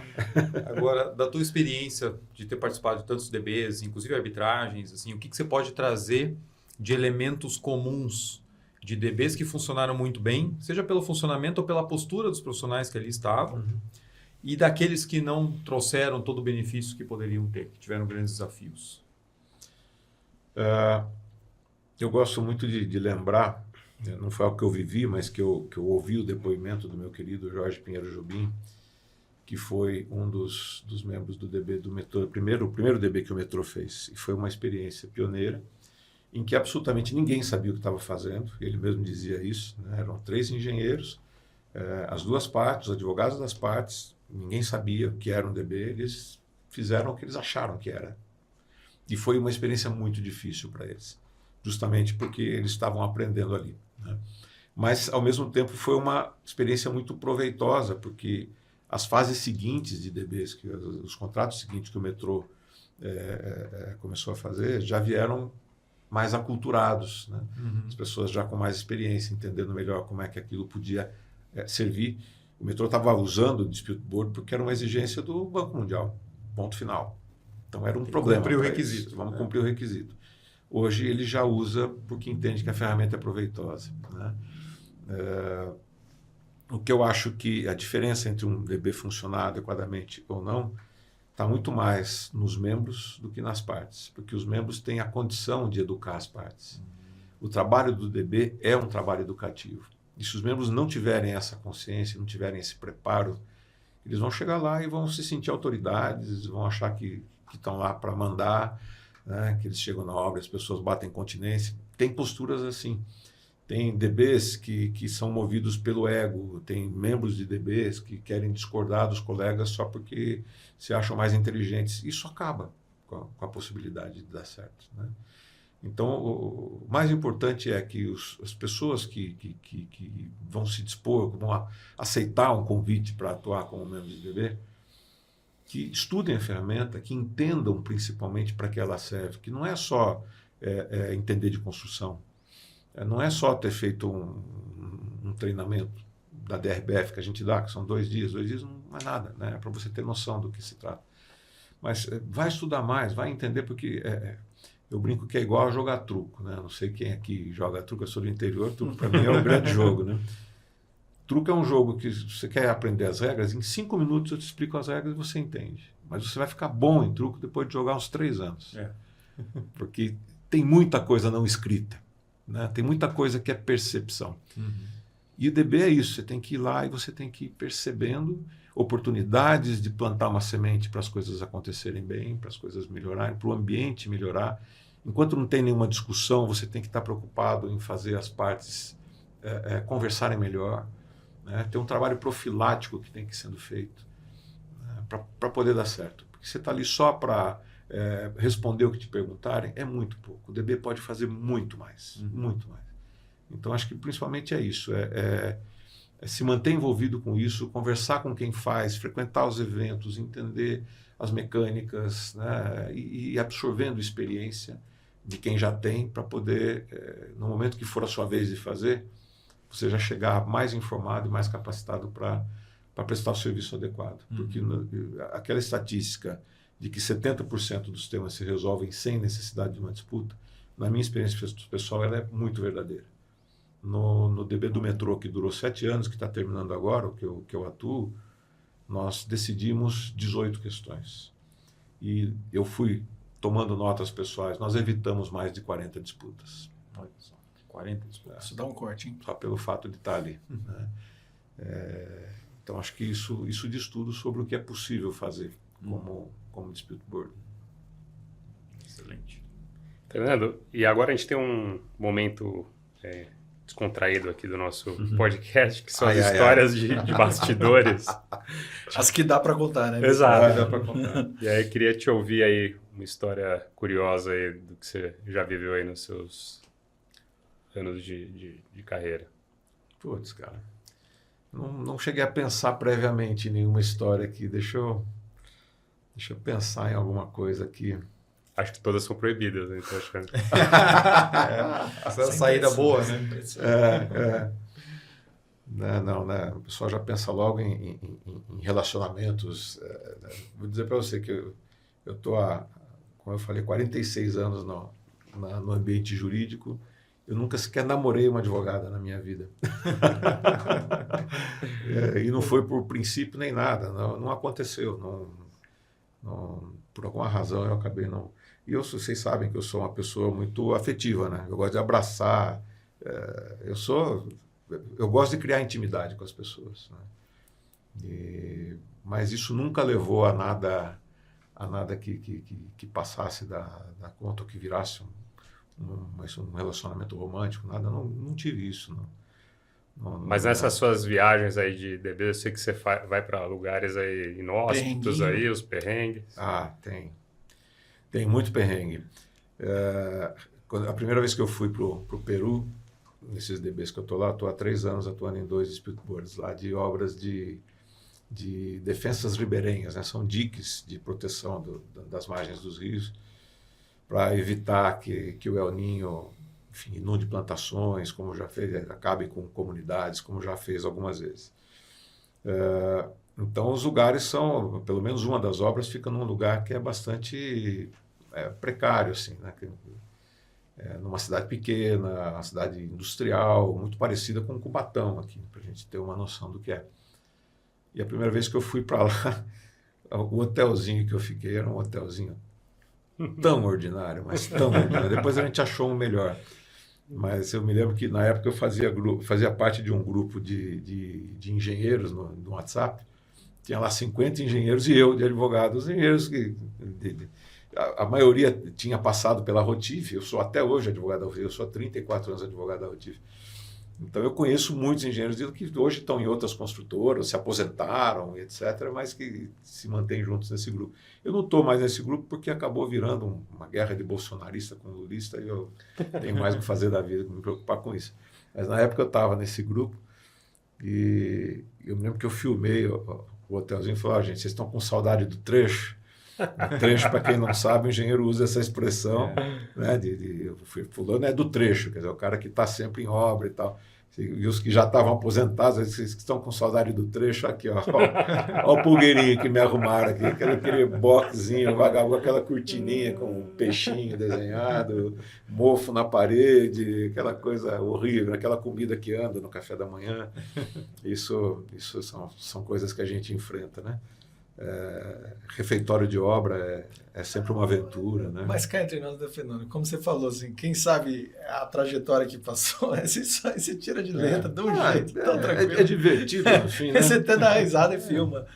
E é divertido porque, assim, de dia eu estou lá na obra comendo naquele refeitório, né? E à noite eu chego em Lima, um dia antes de ir embora, e vou num baita restaurante legal com meus 2 parceiros, tomamos um vinho bacana, quer dizer, é o céu e o inferno no mesmo dia, né?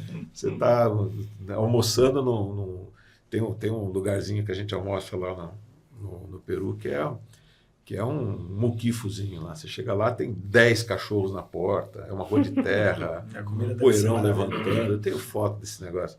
E aí vem uma comida que é um prato gigante, que dá para... Chalfa. Para mim, daria para 3, 4 refeições aquele prato lá. E você não sabe bem o que tem ali, né? Uma coisa ou outra você identifica, mas tem coisa que tem um molho em cima para disfarçar, e vamos que vamos, né? E aí você almoça um negócio desse e depois você janta super bem lá num restaurante legal. Essas aventuras são muito divertidas, né? Chega no dia seguinte, tem 9 cachorros na porta. Cada dia tem um a menos, né? Nunca se sabe. Então, acho que assim, enquanto eu tiver energia para seguir fazendo isso, eu gosto muito da parte teórica, eu gosto de escrever, eu gosto de atuar numa arbitragem, de fazer uma audiência. Gosto muito dessa energia. Mas eu gosto muito da obra também. Eu gosto de estar na obra, eu gosto de entender o que está acontecendo ali.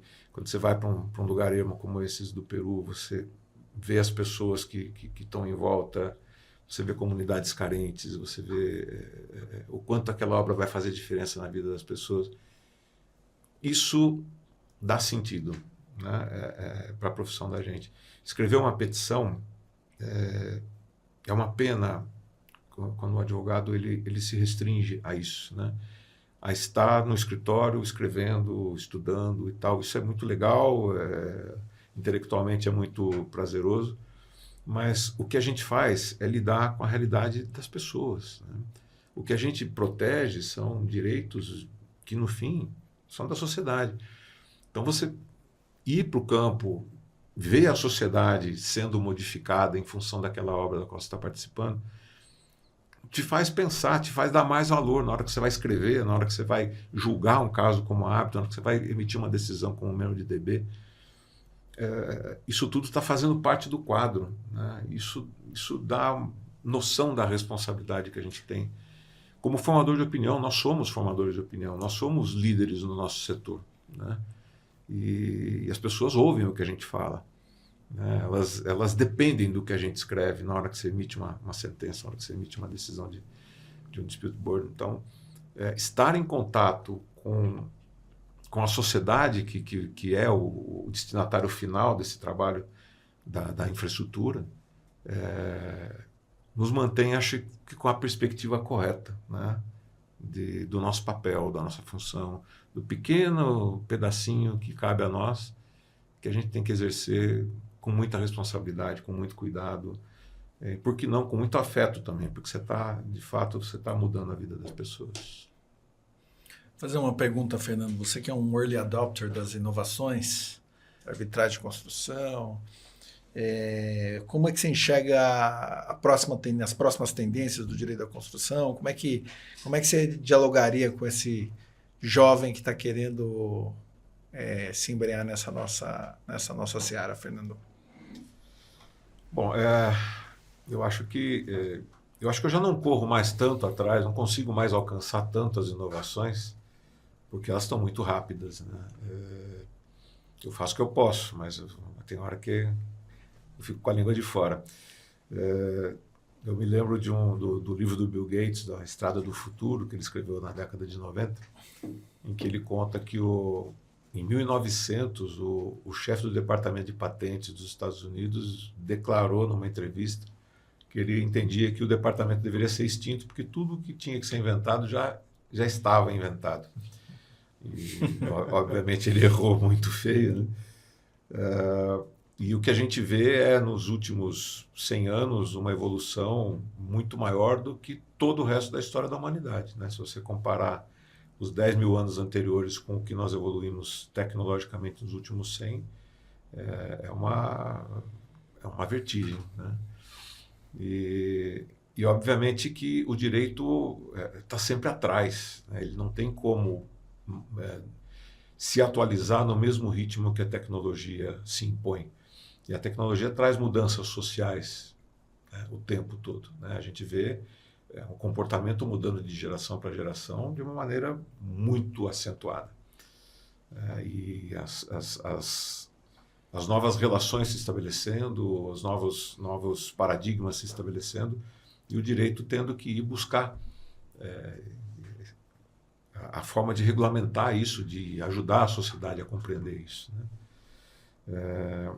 Então, assim, falando primeiro do mercado, né, de construção, eu não tenho dúvida que a automação é inevitável. Nós vimos lá no painel que eu coordenei no Congresso do IBDIC, o Ed Merrill falando que nós não estamos substituindo pessoas pela inteligência artificial ou pela automação, nós estamos preenchendo espaços vazios, né? Porque falta mão de obra, tanto não qualificada quanto qualificada, e é uma necessidade, é uma realidade que nós temos que preencher esse espaço.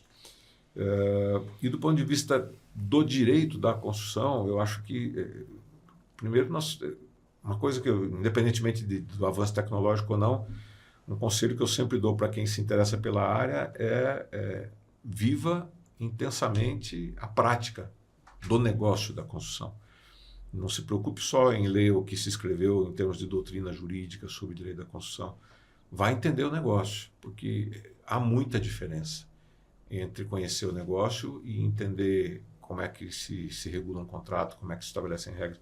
Quando a gente vê hoje em dia contratos sendo formulados, né, pelos fundos de investimento, que pouco se interessam pelo que acontece numa obra, né, eu acho que é uma responsabilidade nossa, de advogados, de alertar esses players, né, do mercado, que nós não estamos falando só de uma planilha de Excel com números, nós estamos falando de uma realidade que é organismo vivo, né? Um organismo vivo que se entrelaça, né?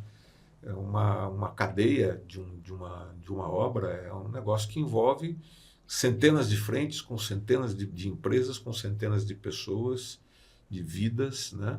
E um destinatário final, e etc. Então, são tantos elementos que são de realidade, que vão muito além dos números, que acho que nós que vivemos isso, nós que somos advogados de construção, que vivemos obra, nós temos que alertar essas pessoas de que há algo vivo por trás disso. Não adianta botar no papel, né? Que não é estabelecer um CAPEX e fazer uma obra caber dentro do CAPEX. Não. Você tem que entender como é que se faz a obra para entender qual é o CAPEX que você precisa e ver se isso faz sentido, né? Então, acho que o que é necessário é isso, é entender o negócio. E como o negócio vem mudando muito em função das novas tecnologias, é acompanhar isso, né? Acompanhar o desenvolvimento tecnológico, não só das ferramentas de execução de obra, mas das ferramentas de gestão, que estão cada vez mais sofisticadas, né? Dos ambientes virtuais nos quais hoje se dá a relação entre contratante e contratados, né? Entender que um RDO não é mais um papel que você preenche e manda entregar na recepção do seu contratante, mas é algo que você posta num portal virtual, né? E saber manejar essas ferramentas e entender como elas funcionam. Acho que cada vez mais se envolver em compreender as ferramentas da obra, né? Para poder prestar uma assistência adequada ao seu cliente. e no caso de você se tornar um árbitro, alguém que vai decidir essas questões, é fundamental que você se familiarize com essas ferramentas. Porque uma coisa que eu acho que a arbitragem presta um grande serviço para a construção, para o setor da construção, mas que poderia ser ainda muito melhor se houvesse mais árbitros familiarizados com o negócio. Não tenha dúvida. Né? Isso hoje é uma das grandes angústias, né? Eu atuo muito mais como advogado como árbitro do que como árbitro. Mas é uma das grandes angústias. Eu fico até brigando com vocês, que eu falo, vocês precisam ficar mais de um jeito que eu possa indicá-los mais, porque a gente precisa dos... Porque às vezes a gente está conflitado, né? Atuando em casos de... É difícil indicar mas a gente sempre fala disso, né, Fernando? Assim, esse é um gargalo hoje dessa arbitragem. Eu acho que o problema que eu identifico hoje, né, no estágio que nós estamos hoje nas arbitragens, é que existe um risco, né, de a gente começar a perder qualidade, porque muitos árbitros que hoje atuam muito em construção se tornaram árbitros de construção fazendo arbitragens de construção. Sim. Mas que nunca se envolveram no negócio da construção. Eles, no fim, estão fazendo hoje o que os juízes faziam antes, que é entender o processo e entender o que está escrito pelas partes, mas que não conhece o negócio. E a grande vantagem da arbitragem é você ter a oportunidade de escolher profissionais que entendem do negócio.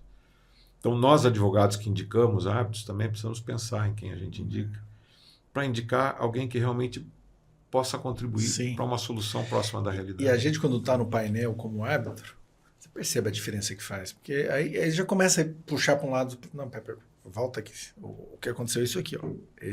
Né? Porque a gente já viveu isso na obra. Né? Volta para cá. Isso provavelmente foi para esse lado aqui.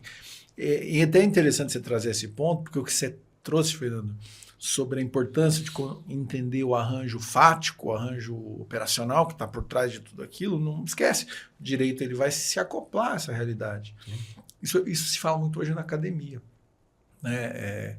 Os trabalhos têm que começar a ter mais metodologia empírica, tem que tentar sempre descrever o que a gente chama de referencial fático, antes de entrar num aspecto normativo. Como é que tem que ser?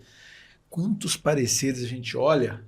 Ou decisões arbitrais mesmo, que você percebe que se alimentaram muito de uma dogmática jurídica que não entendeu o problema. Eu já vi um parecer sobre aliança, que óbvio eu não vou dar nomes, mas assim, que eu falei, meu Deus, eu não entendeu o que é uma aliança. Uhum. E aí fica pensando, será que é um consórcio?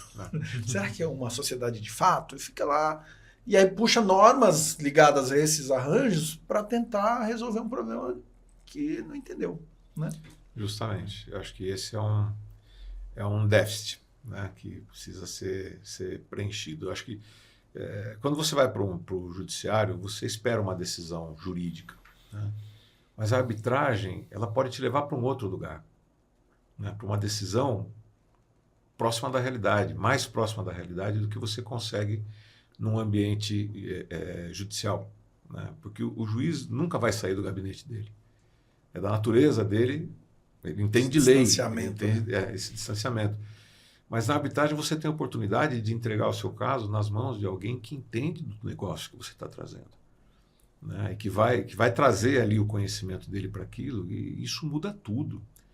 Né? Porque é a questão de compreender o que está sendo trazido. Não tem nada mais frustrante do que você, como advogado, trabalhar num caso em que você explica, você dedica anos da sua atividade explicando o caso para um tribunal arbitral. E quando vem uma sentença, você percebe que ele não entendeu. Ela pode ser favorável a você, inclusive, mas você detecta que não houve compreensão do assunto. E não é porque a pessoa não é inteligente, é porque ela não é do meio. Não é do meio. Se alguém me pedir para julgar um caso de erro médico, eu vou fazer bobagem, não tenho dúvida. Sim, perfeitamente. Por mais que os advogados expliquem, se dediquem, e eu me dedique a entender aquilo, eu nunca trabalhei com isso, eu não conheço o ambiente, eu não conheço o negócio. Não tem como fazer. Então, acho que esse é um cuidado que precisa ser tomado. As pessoas, de fato, usarem da prerrogativa que tem de escolher profissionais experientes no assunto para poder melhorar a qualidade, porque isso também acaba sendo... Sempre se falava, né, quando a gente estava aprendendo a arbitragem, que não existe recurso na arbitragem, mas também existe um compartilhamento da responsabilidade. Você escolhe o seu árbitro. E na hora que você escolhe o seu árbitro, você está parcialmente responsável pelo que vai acontecer. Sim. Né? Então, é lembrar que nós temos essa responsabilidade como advogados de indicar alguém que, de fato, tenha condições de julgar aquele caso para compreender, de fato, aquela matéria. E não que tenha aprendido o direito da construção sendo árbitro. Né? Existem excelentes árbitros para isso, mas os casos são muito práticos. A arbitragem de construção, você tem que se dedicar a entender os fatos e o encadeamento dos fatos. Uma vez que você entende isso, a aplicação jurídica é muito simples. E está na Berlinda, né, Fernando? As arbitragens de construção estão um pouco na Berlinda, você não acha? Tá, eu vejo hoje assim, clientes meus que diante de uma sentença falam, eu não quero mais arbitragem. O que eu digo até a próxima dor de voltar para o judiciário e, puxa, deixa eu voltar. Mas já esqueceram, né, como é difícil. Né, mas é muito preocupante isso. Eu ouvi recentemente isso de 2 clientes. Não, eu já ouvi também. Né, eu não quero mais arbitragem. Gastei um dinheirão, perdi um tempão. Não tenho recurso. Achei que estavam entendendo o meu caso e vem uma sentença que não junta Lé com Cré. Então, isso é muito complicado. Né? Essa é uma pauta boa, né? Da gente abraçar um pouco, né? De eficientizar esse processo. Isso está muito no meu radar. Não, digo, sim, caminhos para tornar mais eficiente o procedimento. Porque tem. Sim. Normalmente são multifatoriais, né? Você tem como produzir prova um pouco melhor, como evitar... talvez eu, por ter vindo de fora do mundo da disputa, tenho coisas que eu olhava do pessoal da arbitragem e falava, não, peraí, cara. Sim. Você pode ficar juntado no documento até o resto da vida. A gente já teve discussão, que eu lembro que a gente discutiu aquele termo de referência, eu fico travando, pera lá, cara, precisa acabar esse processo aqui. Ou coisas como pedidos muito genéricos que o pessoal fazia. Eu falei, poxa, mas como assim, cara? Eu também fiz contencioso, tem que ter um pedido mais certo. Ontem eu participei de um debate na Fiesp e eu falei sobre essa questão do quanto um árbitro que não tem a experiência do negócio não consegue atingir a compreensão total do assunto. Né? E um exemplo que me veio à cabeça, que eu comentei ontem, você falar, por exemplo, da perda do sequenciamento de uma obra. Né? Uma obra linear de rodovia, por exemplo. Sim, um plano de que ataque. Você tem lá um plano de ataque que, logicamente, a sua proposta está vinculada àquilo. O seu cronograma está vinculado àquela sequência. Né? Então, você tem quilômetros e quilômetros de rodovia para fazer, você vai fazer sondagem, você vai fazer... Aí o projeto não chega, não libera uma área, você começa a mudar a sequência construtiva. Você consegue explicar para um árbitro, e um árbitro consegue entender que isso é um problema. Mas se ele não é do ramo, ele não entende o quanto esse problema muda tudo. Né? Ele não vai ter a perspectiva total. Quais dimensões também. Né? Então, assim, ele vai entender que de fato atrapalhou o sequenciamento, então eu tenho que mover um guindaste imenso daqui para lá, que ele deveria fazer uma sequência, tá certo, isso vai trazer um impacto e tal. Mas não é só isso, né? Tudo muda, a cara da obra muda, toda a dinâmica muda, a produtividade vai embora. E aí, assim, às vezes vem uma sentença dizendo que você não conseguiu mostrar que a produtividade foi atingida por aquilo. Mas o fato daquilo ter acontecido já é a prova de que a improdutividade aconteceu. Não há como a produtividade ser mantida no momento em que você tem que deslocar equipes que iam trabalhar em sequência e que vão trabalhar hoje aqui, amanhã 50 quilômetros adiante, depois volta e vai 70 quilômetros para o outro lado, né? E o furo de sondagem daqui e o negócio dali, e não libera a área por causa de uma licença ou de uma desapropriação, e aquilo vai encavalando. Mas você não provou que isso gerou improdutividade. A prova é que houve um dissequenciamento. Né? Para quem está ali, nós sabemos disso. Né? Porque é uma consequência lógica. Você não precisa sequer demonstrar isso em números. Pô, Fernando, foi um prazer contar aí com a tua presença aqui. É sempre bom, né, ouvir as tuas histórias. Inspiram muito a gente. Te agradeço aí pela presença e pela consideração aqui pelo nosso Conexão IBDIC. Eu também, Fernando, agradecer. A gente sempre tem o prazer de bater papo quando a gente se encontra e hoje eu acho que foi um bom bate-papo. Acho que todo mundo vai ficar inspirado mais do que tudo pelo seu lado humano, cara. Eu acho que isso que transparece na pessoa, né? E o Conexão IBDIC tem tentado conectar com as pessoas e muito obrigado, cara. Não só por hoje, mas pela trajetória que você construiu. Fernando, uma honra e um privilégio ter você aqui no 3º episódio do Conexão IBDIC. Obrigado, pessoal. Foi um prazer estar aqui com vocês. Obrigado mesmo. Para você que acompanhou até aqui, lembre-se, o Conexão IBDIC é um programa mensal que está disponível no YouTube e no Spotify. Então não deixe de seguir o canal, não deixe de compartilhar esse conteúdo com outros profissionais para que a gente possa fazer com que essas conversas cheguem mais longe e possam avançar em discussões importantes do direito da construção. Nessas plataformas também, além de avaliar o Conexão IBDIC, você tem a chance de clicar no sininho e você vai ser alertado diretamente aí no seu smartphone a hora que um novo episódio sair. Então, eu conto com vocês aqui no próximo mês no Conexão IBDIC. Até logo!